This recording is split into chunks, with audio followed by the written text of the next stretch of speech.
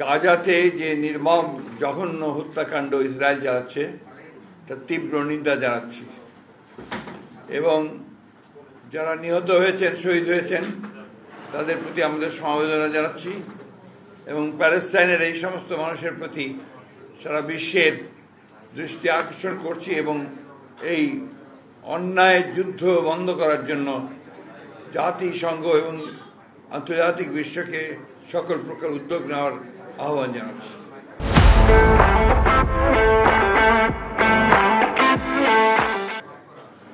সেই সঙ্গে আমরা গতকাল আমাদের যে স্ট্যান্ডিং কমিটির গত পরশু যে মিটিং হয়েছে, সেই সভায় আমাদের স্ট্যান্ডিং কমিটির সদস্য জনাব নজরুল ইসলাম খান সাহেবের স্ত্রী তার ইন্তেকালে আমরা গভীর শোক প্রকাশ করেছি, আমরা সেটা আপনাদের জানাচ্ছি। একই সঙ্গে ইতিপূর্বে স্থায়ী কমিটির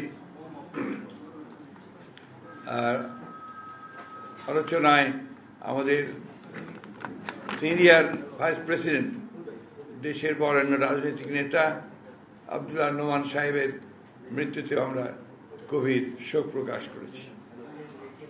আজকের যে বিষয়ে আমরা ফ্যাসিবাদ বিরোধী রক্তঝরা আন্দোলন সংগ্রামের ধারাবাহিকতায় 2024-এর জুলাই আগস্টের অভূতপূর্ব ছাত্র জনতার গণ অভ্যুত্থানের মধ্য দিয়ে বাংলাদেশের মানুষ ফ্যাসিবাদ মুক্ত হয়।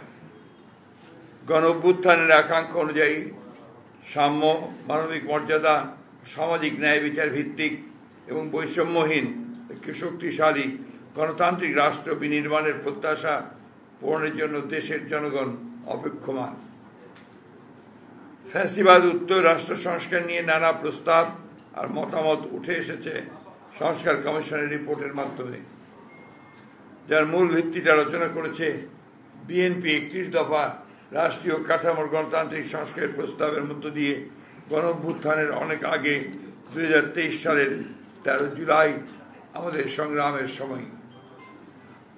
এক্ষণে গণতান্ত্রিক শক্তি সমূহের অন্তর্ভুক্তিমূলক বৃহত্তর ঐক্যের মাধ্যমে সংস্কার প্রস্তাবসমূহ গৃহীত বাস্তবায়ন করা আবশ্যক।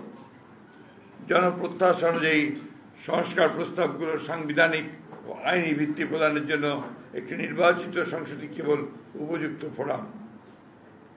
বিদ্যমান ফ্যাসিবাদ বিরোধী জাতীয় ঐক্য এই দেশ এবং দেশের মানুষের মূল চালিকা শক্তি। এই ঐক্যকে অক্ষুণ্ণ রেখে এই দেশকে এগিয়ে নিয়ে যেতে হবে, এর কোনো বিকল্প নেই। এই ঐক্যের চর্চাকে আমাদের রাজনৈতিক সংস্কৃতিতে পরিণত করতে হবে।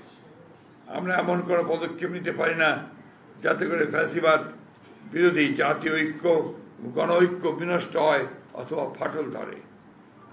সুতরাং অন্তর্বর্তী সরকারকে সর্বোচ্চ নিরপেক্ষতার অবস্থান বজায় রাখতে হবে।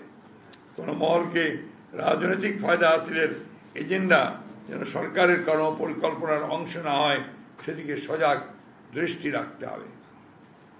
প্রিয় সাংবাদিক বন্ধুগণ, সংস্কারের উদ্দেশ্য হল জনগণের জীবনমানের উন্নয়ন, জনসাধারণ জীবন ও সম্পদের নিরাপত্তা বিধান এবং জবাবদিহিতা ও আইনের শাসন নিশ্চয়তা বিধান করা, সর্বোপরি দেশের স্বাধীনতা সার্বভৌমত্বকে সুরক্ষিত করা।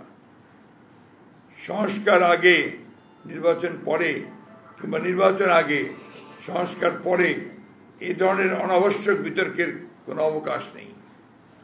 যেহেতু সংস্কার কি চলমান প্রক্রিয়া, সংস্কার ও নির্বাচন প্রক্রিয়া দুটোই একসাথে চলতে পারে। রাজনৈতিক দলগুলোর ঐক্যমতের ভিত্তিতে একটি চার্টার অফ রিফর্মস সংস্কার সনদ তৈরি হতেই পারে। নির্বাচিত সরকার পরবর্তীতে যা বাস্তবায়ন করবে।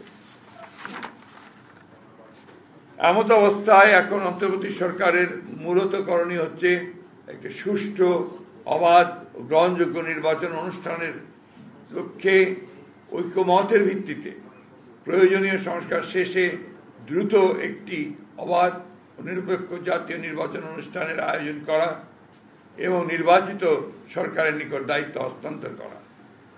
নির্বাচিত সরকার জনগণের কাঙ্ক্ষিত ঐক্যমত্যের সংস্কার সমূহ সম্পন্ন করবে, কেননা জনগণের নিকট দায়বদ্ধ ও ন্যায় বিচার এবং সুশাসন নিশ্চিত করতে অঙ্গীকারবদ্ধ নির্বাচিত সরকারের পক্ষেই গ্রহণযোগ্য সংস্কার সম্পাদন করা সম্ভব। অন্তর্বর্তী সরকারের কোনো কোনো উপদেষ্টা ক্ষমতায় থেকে রাজনৈতিক দল গঠন প্রক্রিয়ায় প্রত্যক্ষ পরোক্ষভাবে জড়িত থাকায় জনমনের সংশয়ের সৃষ্টি হয়েছে। এ প্রক্রিয়ায় প্রশাসন যন্ত্রকে ব্যবহার করার নানা প্রকার লক্ষণ ও প্রমাণ ক্রমেই প্রকাশ পাচ্ছে, যা দেশ ও গণতন্ত্রের জন্য মোটেই সুখকর নয়। প্রিয় সাংবাদিক ভাই ও বোনেরা, জাতীয় ঐক্যমত্য কমিশন কর্তৃক প্রেরিত স্প্রেডশিটে যে অপশন পছন্দগুলোর ঘরে ঠিক চিহ্ন দিতে বলা হয়েছে, তাতে একটি বিষয়ে প্রতিবাদ হয়েছে যে বিষয়গুলো প্রস্তাব আকারে আসতে পারত তা প্রস্তাব না রেখে লিডিং কোশ্চেনের আকারে হ্যাঁ বা না উত্তর দিতে বলা হয়েছে। যেমন প্রস্তাবগুলো গণপরিষদের মাধ্যমে বাস্তবায়ন চাই কিনা হ্যাঁ বা না বলুন, কিন্তু প্রথমে সিদ্ধান্ত আসতে হবে যে গণপরিষদের প্রস্তাবে আমরা একমত কিনা। একইভাবে গণভোট ও গণপরিষদ এবং আইনসভা হিসাবে নির্বাচিত সংসদের মাধ্যমে প্রস্তাবগুলো বাস্তবায়ন চাই কিনা ইত্যাদি হ্যাঁ বা না বলুন। সংবিধানের প্রস্তাবনার প্রিয়েম্বল মতো অতি গুরুত্বপূর্ণ বিষয় সংস্কার কমিশনের সুপারিশে থাকলেও তাই স্প্রেডশিটে উল্লেখ করা হয়নি। স্প্রেডশিটে ৭০টির মতো প্রস্তাব উল্লেখ করা হলেও মূল প্রতিবেদনে সুপারিশের সংখ্যা প্রায় ১২৩টির মতো।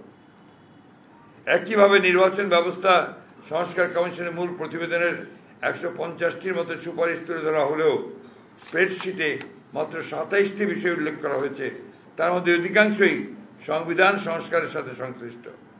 তাই আমরা মনে করছি স্প্রেডশিটের সাথে মূল সুপারিশমালার উপর আমাদের মতামত সংযুক্ত করে দিলে বিভ্রান্তি এড়ানো যাবে। জাতীয় ঐকমত্য কমিশনের স্প্রেডশিটের অবস্থা এবং কমিশনের সদস্যদের বিভিন্ন সময়ের বক্তব্য ও বিশেষ কয়েকটি রাজনৈতিক দলের বক্তব্য বিবৃতির মধ্যে মিল পাওয়া যায়, যাতে জনমনে প্রশ্নের জন্ম দিতে পারে যে সকল বিষয়গুলো যেন একটি পূর্ব নির্ধারিত কর্ম পরিকল্পনার অংশ, যা গণতন্ত্রের স্বার্থের পক্ষে কিনা সেটা বলা মুশকিল।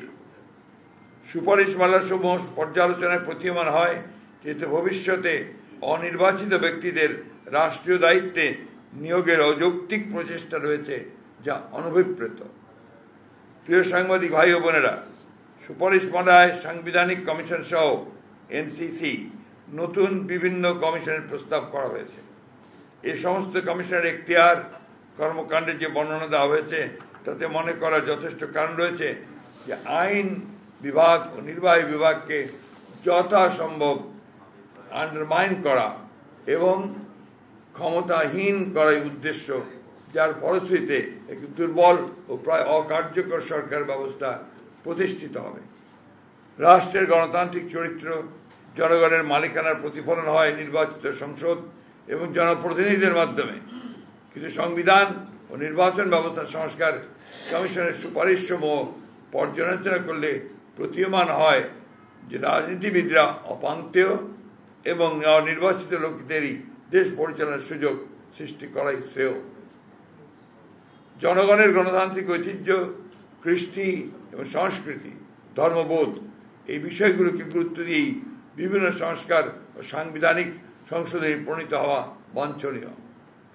ফ্যাসিবাদ বিরোধী জাতীয় ঐক্যকে সমুন্নত রেখে দীর্ঘ প্রায় ১৬ বছরের ফ্যাসিবাদ বিরোধী গণতান্ত্রিক আন্দোলন ও জুলাই গণ অভ্যুত্থানের শহীদদের স্বপ্ন ও আকাঙ্ক্ষা অনুযায়ী একটি বৈষম্যহীন রাষ্ট্র ও সমাজ ব্যবস্থা প্রতিষ্ঠা করাই বর্তমান সময়ের সর্বোচ্চ অগ্রাধিকার।